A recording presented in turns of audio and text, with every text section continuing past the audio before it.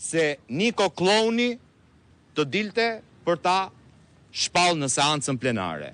Gabimisht Taulan Balla, në vend që të shkruante tek grupi parlamentar i PS-s në WhatsApp, ngatharon grup dhe shkruan te grupi i konferencës së kryetarëve në Kuvend dhe urdhëron gjithë drejtuesit e komisioneve të veta që të kujdesen për të sjellë menjëherë në sallë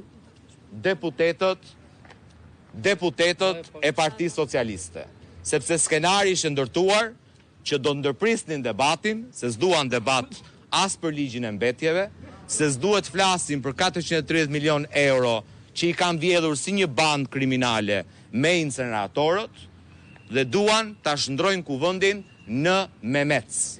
Ta harrojnë që mund ta nënshtrojnë Kuvendin, mund të nënshtrojnë deputetët e opozitës, mund të shkallmojnë kushtetutën dhe rregulloren e Kuvendit. Le të vazhdojnë me skenarin e do të reagojmë në çdo seancë. Sa herë të shkelet rregulloria e Kuvendit, ne do të reagojmë. Le të shkojmë tek skenari që në Kuvend s'ka më debat, dhe ta marrë vesh të gjithë bota që ky është Kuvendi i Shqipërisë, vendit që pretendon se do antarësohet në Bashkimin Evropian në vitin 2030. Po pra se kjo është ideja, kthehemi gjithmonë te pyetja, ja vlen opozita të vijë dhe të rrinë në sallën e Kuvendit, të bëhet pjesë e kësaj situate, për sa kohë që nuk respektohet rregulloria, nuk respektohen të drejtat tuaja për të pasur komisione, për të pasur përfaqësim, me gjas edhe komisionet hetimore që keni kërkuar, ndoshta do t'u arrëzojnë. Patjetër. Sepse ashtu ka ndodhur atëherë në këto kushte, çka kuptimi ka që të vini në një farë mënyrë dhe ta legjitimoni parlamentin. Këta që bën patriotin e madh gjatë gjithë ditës, e patë se si votuan për rezolutën për ndërtimin, për dënimin e genocidit serb.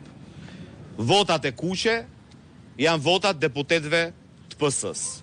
Këta nuk kanë guximin as të vendosin gishtin që po në Kosovë Serbia ka kryer genocid. Këta që bëjnë se ku i qajnë hallin nga mëngjesit deri në darkë fermerëve, sot rrëzuan një mocion që debatonim se si mund të çlirohen 112 milion euro të fermerëve shqiptarë që janë bllokuar për shkak korrupsionit të qeverisë së Edi Ramës. Prandaj këta nuk duan debat.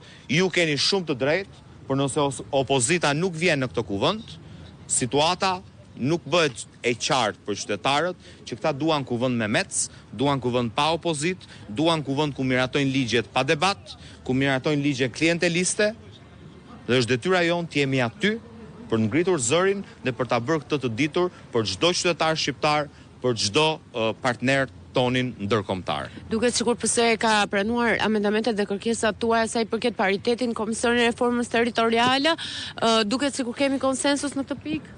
Ne kemi bërë 3 propozime, cilat unë i kam bërë publike dje gjatë konferencës kryetarëve. Uroj që atë që ka qenë tradit, pra nuk është se ka ndonjë tolerancë në këtë rast nga grupi parlamentar i Partisë Socialiste. Ju jeni dëshmitar, po ashtu vendimet janë aty, gjithmonë komisionet e posaçme kanë vepruar me paritet. Pra opozita dhe mazhoranca ka qenë të barabartë në komisionet e posaçme. Këta në tentativën e ngushtimit të çdo hapësire të opozitës kishin propozuar një draft që ndryshonte traditën 34 vjeçare të kuvendit. Nëse kanë reflektuar, është lajm i mirë për ta, jo për ne, sepse ne jemi në drejtën tonë për të kërkuar atë që na njeh rregulloria e kuvendit dhe që është traditë parlamentare në këto 35 vjet. Faleminderit.